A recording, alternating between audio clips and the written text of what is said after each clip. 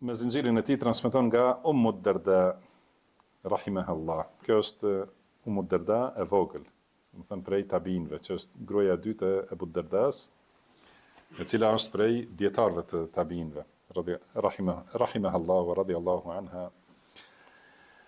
E kemi përmendur më herët.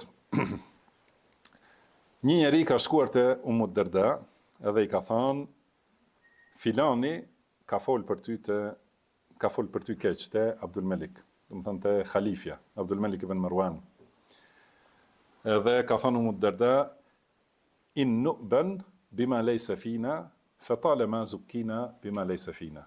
Ka thënë, ndoshta ndodh që ofendohemi, pra na ofendojnë njerëzit ose na shajnë njerëzit me diçka që nuk e kemi, por edhe shumë herë ka ndodhur që na kanë luftuar me diçka që nuk e kemi.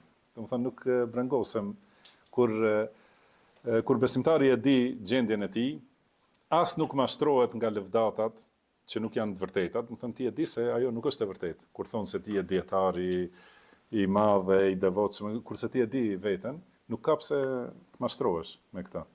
Por edhe kur dikush do të ta humb, si thonat, sigurinë, edhe thot se ti nuk di të flasësh ose nuk di ta bësh këtë punë kështu me radhë, kur ti e di se je i aftë, kjo nuk ndikon. Mirë po, kjo tregon moralin e lartë të selefëve, edhe sinqeritetin e tyre ndaj Allahut subhanahu wa taala. Do të thënë, shiko se si ul hakun e vetvetes, do të thënë, thot, nuk ka problem se na shajnë me cilësi që nuk i kemi, se edhe na luftojnë me cilësi që nuk i kemi.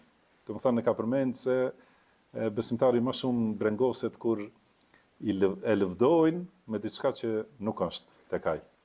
Edhe tregojnë realitetin, se kjo sharja dhe ofendimi për njerëzve me padrejtësi, kjo është gjë e pritur dhe shumë e natyrshme.